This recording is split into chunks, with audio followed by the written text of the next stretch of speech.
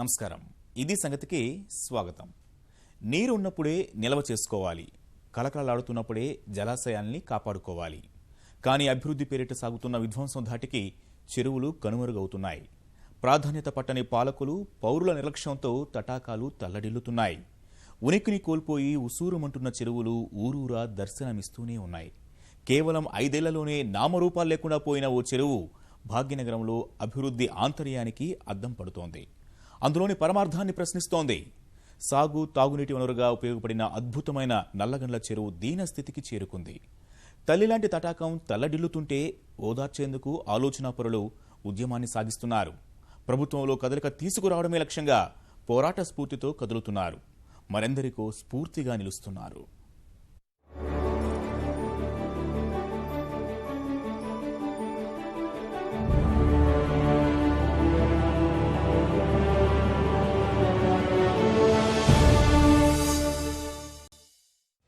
నల్లగండ్ల ఓ చెరువు దీనగాథ.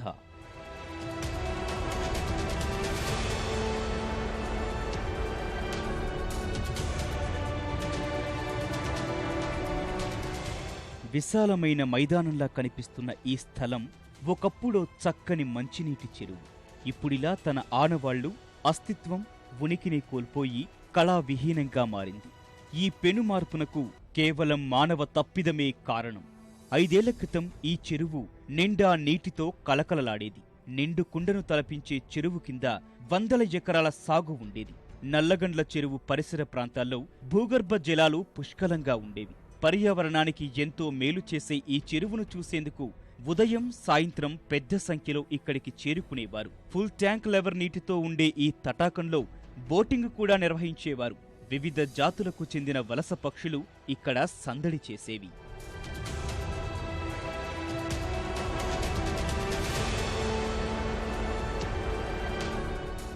మనిషి అభివృద్ధికి కారణమైన జలాశయాలు ఇప్పుడు ఆ అభివృద్ధి చెందిన మనిషి కారణంగా మనుగడనే కోల్పోతున్నాయి.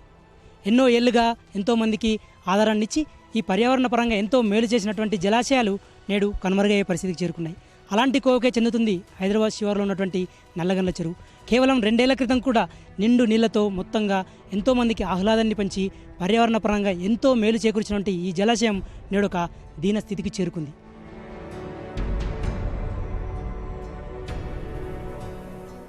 నగరం నలుచెరుగులా విస్తరిస్తోన్న పరిస్థితుల్లోనూ నల్లగండ్ల చెరువు వైభవం 2011 వరకు బాగానే కొనసాగింది. తర్వాత నగరం మరింత విస్తరించింది.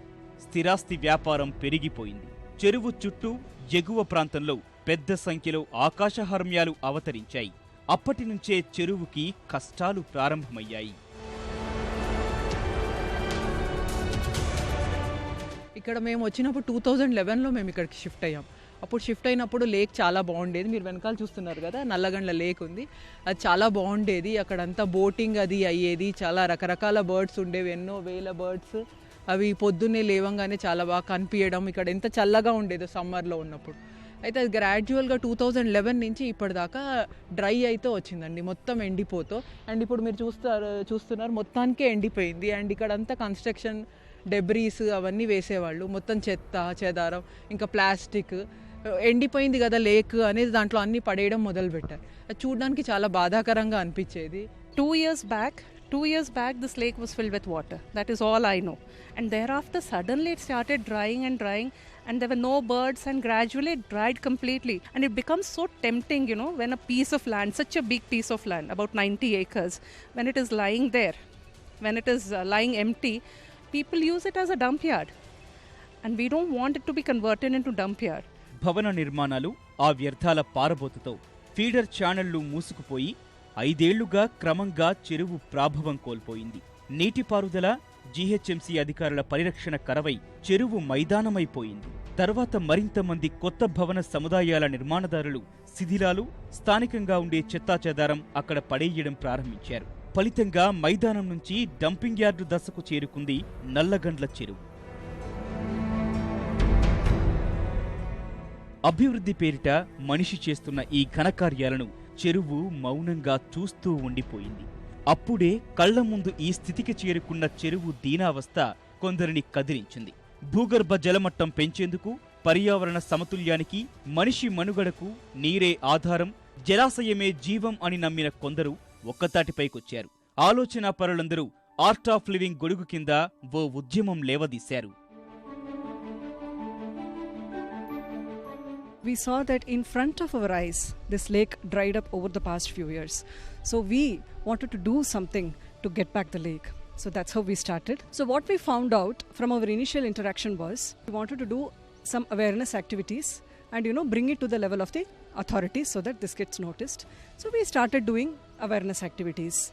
We filed an online petition and we were surprised that almost 2,000 people had signed the petition.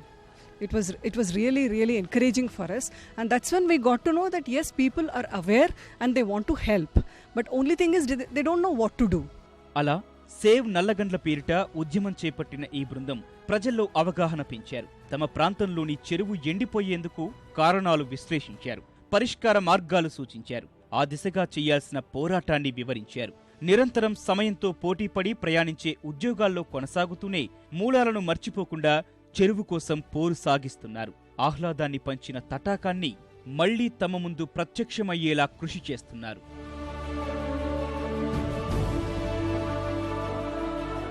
We want this lake to be revived and sustained for decades to come.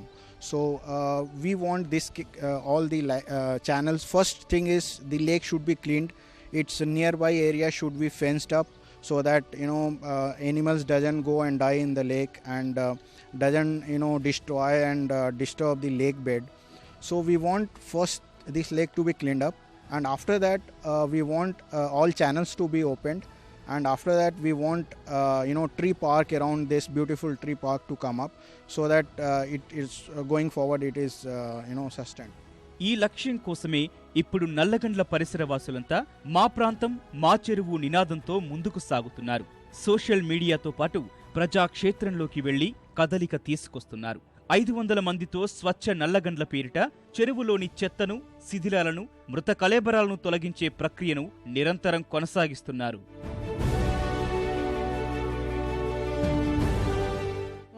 500 members దాకా వచ్చి మొత్తం ఆ రోజు చిన్న పిల్లల్ని స్ట్రాలర్స్లో కూడా తెచ్చారండి. తెచ్చి ఇక్కడ 1 అవర్ మొత్తం క్లీన్ చేసి 600 బ్యాగ్స్ ఆఫ్ చెత్తని కలెక్ట్ చేసాము. ఇంకా కొంచెము ఛానల్స్ అవి ఓపెన్ చేసి డిసిల్ట్రేషన్ అది మిషన్ కాకతీయ దాని కింద చేస్తే చాలా మంచి లేక్ అండి, పెద్ద వాటర్ బాడీ, చాలా పెద్ద లేక్. దీన్ని సేవ్ చేయగలిగితే ఈ ఏరియాస్ వాళ్ళకి వెరీ బెనిఫిషియల్. వేరే గవర్నమెంట్ నీళ్ళ మీద మేము డిపెండ్ అవ్వాల్సిన అవసరం ఉండదు. ఈ వాటరే మాకు సెల్ఫ్ సఫిషియెంట్గా ఉంటుంది. ఇక్కడ వేలల్లో ఉన్నాము జనాలు. అందరూ కలిసి చెరువుకు సంబంధించిన సమాచారాన్ని సమాచార హక్కు చట్టం ద్వారా హెచ్ఎండిఏ, జీహెచ్ఎంసీ నుంచి సేకరించారు. అధికారులు స్పందించే వరకు లేఖాస్త్రాలు సంధించారు. అధికారులు కార్యాలయాల చుట్టూ తిప్పుకున్నప్పటికీ ఓర్పు కోల్పోలేదు. 90 ఎకరాల విశాలమైన చెరువుకు సంబంధించిన పూర్తి వివరాలు సేకరిస్తూ ఆ పరిధి కబ్జాదారుల చేతిలోకి వెళ్లకుండా కాపలాదారుల్లా వ్యవహరిస్తున్నారు. In 2014, I started writing to the government because the lake was getting very dry. First wrote to HMDA, GHMC, many officers of the government, just trying to understand that who is the entity which is responsible for this lake. So I got no response. When I got no response, then I started a series of RTI applications. Till now around 6 RTI applications I have written to the government, trying to understand that what's the lake, what is the lake holding capacity, what are the boundaries of the lake, who is supposed to take care of the lake, which government entity is supposed to maintain it. And then I pleaded to the government saying that please maintain it under Mission Kakatiya or Haritaram. Can you do something about the lake? So then the government said that okay, they allocated 228 lakhs for the lake development and a tree park, and a foundation stone was put right there. ఇప్పుడు ఈ నల్లగండ్ల చెరువే కాదండి, ఓవరాల్గా ఇది ఒక మా government concept. మా municipal administration minister గారు కానివ్వండి, మా కమిషనర్ గారు కానివ్వండి, ట్యాంక్స్లో ఎక్కడైనా సరే ఆల్ ట్యాంక్స్ బ్యూటిఫికేషన్ చేసేసి దాంట్లో వాటర్ సోర్స్ పెట్టేసి ప్యూర్ వాటర్ ఉండేలాగా చూడాలని చెప్పడం జరిగింది. అందులో భాగంగా ఈ సేలింగపల్లి సర్కిల్ 11కి సంబంధించి మాకు నల్లగండ్ల చెరువు ఒకటి, అదేవిధంగా గోపి చెరువు అనే 2 చెరువులకు మనకు ఆల్రెడీ బ్యూటిఫికేషన్ అమౌంట్స్ కూడా శాంక్షన్ అయినాయి. అంతకుముందు విషయాన్ని ఆర్ట్ ఆఫ్ లివింగ్ సంస్థ ప్రతినిధులు శ్రీ రవిశంకర్ దృష్టికి కూడా తీసుకెళ్లారు. చెరువును సంరక్షించుకోవాల్సిన అవసరం ఉందన్న ఆయన స్పందనతో మంత్రి కేటీఆర్ కూడా ప్రతిస్పందించారు. చెరువుకు సంబంధించిన అన్ని బాధ్యతలు తీసుకుంటామని చెప్పారు. ఈ బృందం ఉద్యమ స్ఫూర్తిని గుర్తించిన జీహెచ్ఎంసీ చెరువు సుందరీకరణపై దృష్టి సారించింది. ఫలితంగానే సుందరీకరణ ప్రాజెక్టుకు మంత్రి మహేందర్ రెడ్డి శంకుస్థాపన చేశారు. కానీ విషయం అక్కడితోనే అయిపోలేదు. ఇప్పటి వరకు కమ్మేసిన నిర్లక్ష్యం వల్ల చెరువుకు ఎగువ ప్రాంతంలోని ఫీడర్ ఛానళ్లు మూసుకుపోయి సుందరీకరణ పనులు ముందుకు సాగడం లేదు. So, however, it's been 6 months, nothing has happened. Then Art of Living volunteers also came forward and they also wanted to work on the lake, and that's when we got together and then organized a series of cleanliness drives and other activities. But the question is that when we raised the issue with the government since 2014 and the lake was not dry, why did not they proactively work on it? They should be proactive and they should do that work before the crisis happens. Why did they wait for the crisis to happen? It was not needed. ఏదేమైనా ఒక్కటి మాత్రం స్పష్టం. చిత్తశుద్ధి ఉంటే మాయమైపోతున్న చెరువులకు తిరిగి ప్రాణం పోయడం పెద్ద కష్టమేం కాదనేది నల్లగండ్ల చెరువు ఉదంతం చెబుతున్న నిజం. ఈ స్ఫూర్తిని మరింత ముందుకు తీసుకువెళ్లి భవిష్యత్ తరాలకు ఆ ఫలాలు అందించడానికైనా ఇకపై ప్రభుత్వ వ్యవస్థలు వేగంగా ప్రణాళికాబద్ధంగా స్పందించాలనేది వీరి కోరిక. వర్షపు నీరు, వరద నీరు వచ్చే ఛానళ్ల పునరుద్ధరణ, సుందరీకరణ పనులు చేపడితే నల్లగండ్ల చెరువు మరో మినీ ట్యాంక్ బండ్ల ఆహ్లాదం పంచుతుందని, పర్యావరణానికి మేలు జరుగుతుందని విజ్ఞప్తి చేస్తున్నారు. I have lived in Gujarat for some time, and what I have observed is the model they have adopted. They have kind of taken up a lake, developed the surrounding areas, created a children park, created trains, toy trains, and in the process they are charging some money. With that money they are sustaining lake very well. So this can be done here as well. It will solve two purposes. It will give a sustainable development. We can't deny development, but it should be sustainable ecosystem development. And second thing is we will have more trees, more water, which will help us in long-term sustainable development across the area. Telugu రాష్ట్రాల్లో మరిందరికో ఆదర్శంగా నిలుస్తోన్న ఈ బృందం అంతిమంగా చెబుతున్నది ఒక్కటే: చెరువు పరిరక్షణ, పర్యావరణ సమతుల్యత లక్ష్యంగా ఉద్యమం విజయ తీరాలకు చేరే వరకు విశ్రమించబోమని. అదే చైతన్యం అందరిలో అన్ని చోట్ల రావాలని కోరుకుందాం.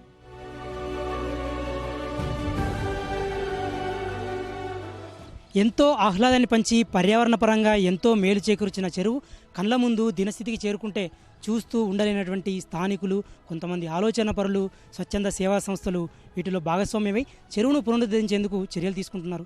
వాళ్ళ చర్యలకు ప్రభుత్వ సహకారం కూడా తోడైతే ఈ చెరువును మళ్ళీ పూర్వ స్థితికి చేర్చే అవకాశం ఉంటుందని వాళ్ళు విజ్ఞప్తి చేస్తున్నారు. మిషన్ కాకతీయలో భాగంగా ఈ చెరువును చేర్చి చెరువుకు ఒక కళ తీసుకురావాలని చెప్పేసి వాళ్ళు విజ్ఞప్తి చేస్తున్నారు. కెమెరామెన్ ప్రేమ్తో సత్యనారాయణ, ఈటీవీ న్యూస్, హైదరాబాద్. ప్రార్థించే పెదవుల కన్నా సాయం చేసే చేతిలో మిన్న అన్నారు మదర్ తెరీసా. ఆ మాటలే స్ఫూర్తిగా తీసుకున్నాడు ఈ మానవతావాది. అభాగ్యులు, అనాథలు, వీధి ప్రజల్ని చేరదీసి వారికి కనీవిని ఎరుగని రీతిలో సపర్యలు చేస్తున్నాడు. రోగాల బారిన పడ్డ ఎందరినో అక్కున చేర్చుకుని కన్న బిడ్డల్లా ఆదరిస్తున్నాడు. అలా అని తానేమీ అపర కుబేరుడు కాదు. ఓ సాధారణ ఆటో డ్రైవర్. పేరు రాజా, అలియాస్ ఆటో రాజా. వీధి ప్రజలు పడుతున్న బాధలకు చలించి సేవా మార్గం ఎంచుకున్న మనసున్న మనిషి. ఒళ్ళు గగురు పొడిచే రోగాల్ని సైతం దైవంలా తన అమృత హస్తాలతో తాకుతూ సపర్యలు చేయడం ఆయనకే చెల్లింది. 19 ఏళ్లుగా బెంగళూరులో సేవా కార్యక్రమాలు చేస్తూ అందరి ప్రశంసలు అందుకుంటున్న ఆటో రాజా తెలుగు రాష్ట్రాలకు విస్తరించే ఆలోచనల్లో ఉన్నారన్నదే ఇక్కడి వారికి చెప్పబోయే శుభవార్త.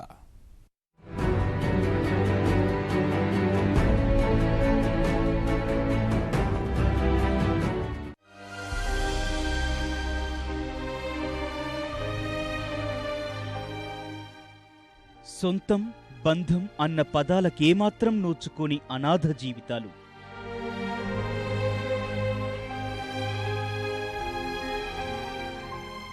అయిన వాళ్లకు అవసరం లేని ఈ సమాజం వెలివేసిన ఒంటరి బ్రతుకులు.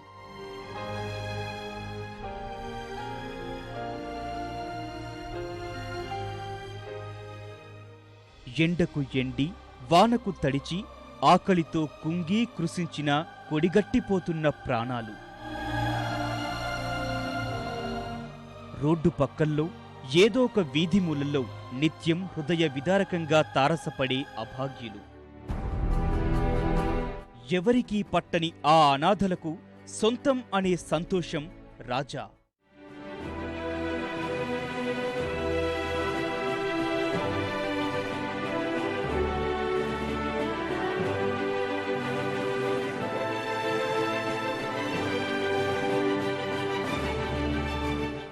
దేశ ఐటీ రాజధాని బెంగళూరులో పరిచయమే అవసరం లేని పేరు ఆటో రాజా. తన ఆశ్రమంలోని అభాగ్యులు మాత్రం ముద్దుగా డాడీ అని పిలుస్తుంటారు. ఏ పేరుతో పిలిచినా దైవం ఒక్కటే అన్నట్లుగా రాజాను ఎవరు ఏ రకంగా పిలిచినా ఇతను చేసేది మాత్రం దైవ కార్యం. అదే సేవా మార్గం.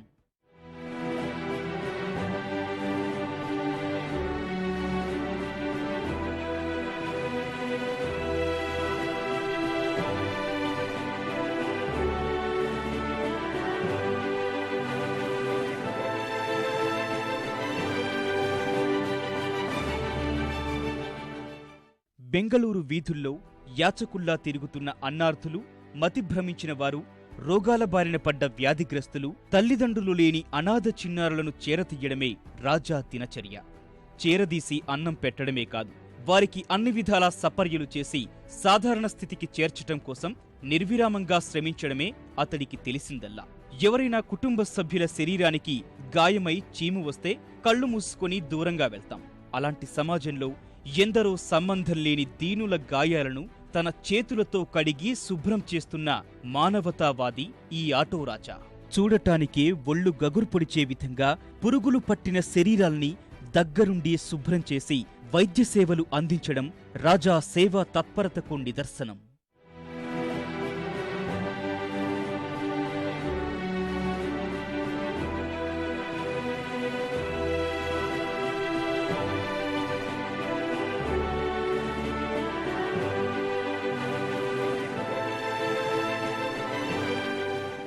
ఒక సాధారణ టెలిఫోన్ లైన్మెన్ కుమారుడు. ఒకప్పుడు దొంగతనాలు, తాగుడు, జూదం తప్ప మరో ధ్యాస పట్టని మామూలు వ్యక్తి ఈ స్థాయి ప్రేమమూర్తిగా మారాడంటే ఆశ్చర్యపోవాల్సిందే. ఇంటి నుంచి పారిపోయిన 2 ఏళ్లపాటు వీధుల్లో బికారిగా కాలం గడిపాడు. ఇప్పుడే అభాగ్యుల సేవలో అయితే తరిస్తున్నాడో అదే దయనీయ జీవితాలతో వీధుల్లో కాలం గడిపాడు. అక్కడ మొదలైన ఆలోచన, చెడు అలవాట్లపై అసహ్యంతో తనతోనే మార్పుకి శ్రీకారం చుట్టాడు. తనొక్కడితోనే ఆగిపోకుండా మరెన్నో జీవితాల్లో వెలుగులు నింపేందుకు అలుపన్నది లేకుండా శ్రమిస్తూనే ఉన్నాడు. తన హోమ్ ఆఫ్ ది హోప్ సాయంతో దీనుల సేవకే అంకితమైపోయాడు. మదర్ని మరిపిస్తోన్న ఈ సేవా తత్పరత చూసి ఎందరో మెచ్చుకున్నారు. మనసున్న మరికొందరు తమ వంతు కొద్దిపాటి సాయం అందించారు. అమితాబ్ బచ్చన్, సల్మాన్ ఖాన్, సచిన్ టెండూల్కర్ వంటి దిగ్గజాల నుంచి అభినందనలు అందుకున్నాడు. రిలయన్స్ ఇండస్ట్రీస్ అధినేత ముఖేష్ అంబానీ చేతుల మీదుగా రియల్ పురస్కారం తీసుకున్నాడు. కర్ణాటక గవర్నర్ నుంచి ఉత్తమ సమాజ సేవకుడిగా 2 సార్లు అవార్డుని అందుకున్నాడు. చదువు లేకున్నా ఓ అమెరికన్ విశ్వవిద్యాలయం గౌరవ డాక్టరేట్తో సత్కరించింది.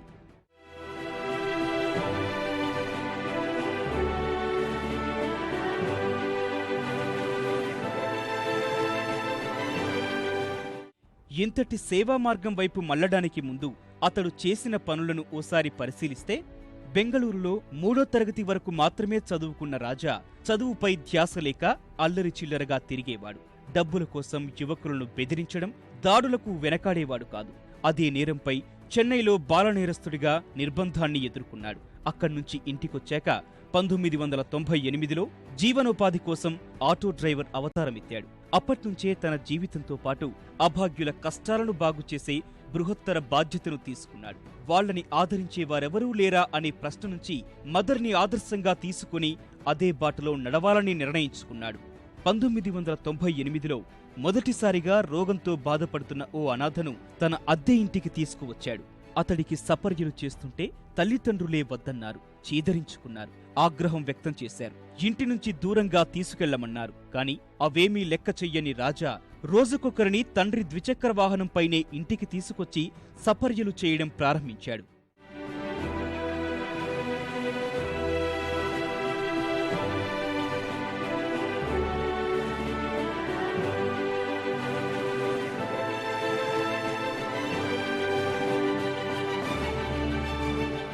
I started this almost 19 years before Mother Teresa was died. Then I used to think, God, who will do this same like Mother? Can I? Is it possible?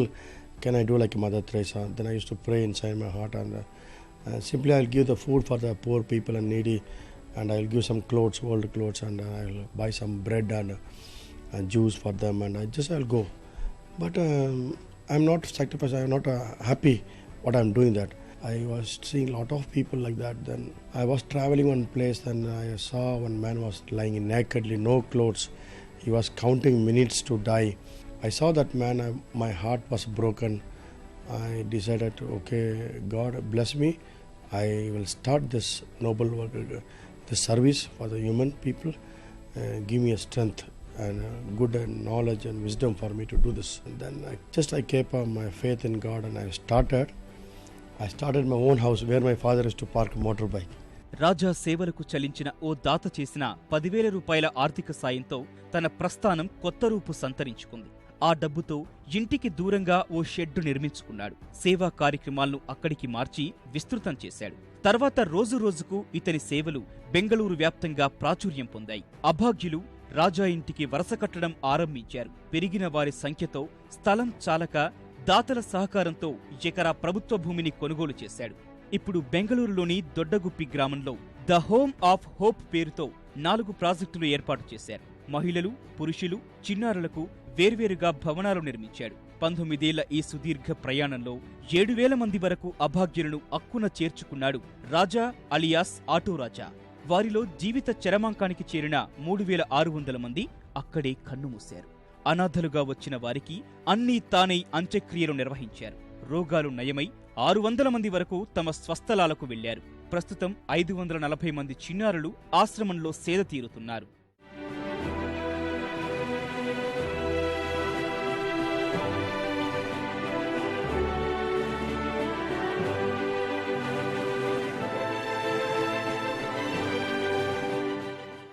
వీధుల పాలై రోగాల బారిన పడిన వారు ఎక్కడ కనిపించినా తక్షణం స్పందిస్తాడు. తన ఆశ్రమానికి తీసుకురావడం ఎంతటి వికృత రూపంలో ఉన్నా సరే ప్రాథమిక వైద్యం అందించటం, దాతలు, వైద్యుల సహకారంతో ఆస్పత్రుల్లో చేర్పించి నయమయ్యే వరకు వారికి వెన్నంటే ఉండి అన్నీ చూసుకుంటాడు. అందుకు ప్రతిగా రోగం నయమయ్యాక సంతోషంతో రాజాను ప్రేమతో ఆలింగనం చేసుకుని ఇంటికి వెళ్తున్నవారు కొందరైతే సేవా మార్గంలో తోడుగా ఉండిపోతున్నవారు మరికొందరు.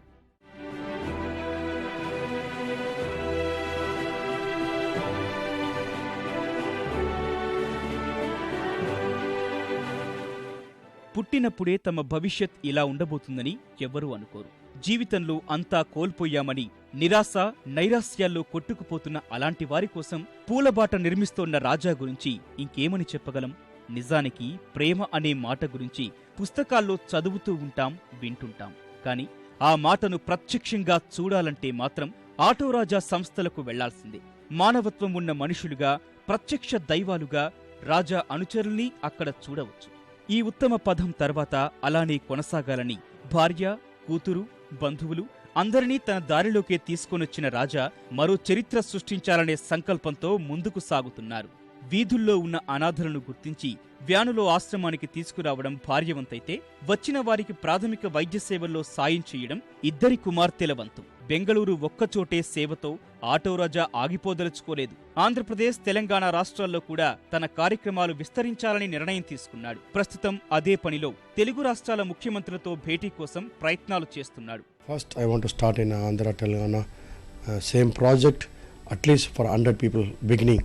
Then if God has blessed me, if Andhra people put me hand in me, then I will do a best to our nation. After start this Andhra finishing, I can go to Bombay also. There is also plenty of how can I say, I want to challenge our nation people. We should not wait for one more Mother Teresa to serve the people.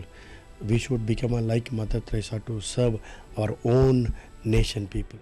ఎలాంటి కల్మషం లేకుండా సేవా మార్గం ఎంచుకున్న ఆటోరాజాకు ఇప్పటికైతే దాతల సహకారం, ప్రజల అండదండలు పుష్కలంగా ఉన్నాయి. ప్రభుత్వ సహకారం కూడా తోడైతే మరింత బలం చేకూరుతుంది. తెలుగునాట కూడా ఎందరో దీనులు, అభాగ్యులకు ఊరట లభిస్తుంది అనడంలో అతిశయోక్తి కాదు.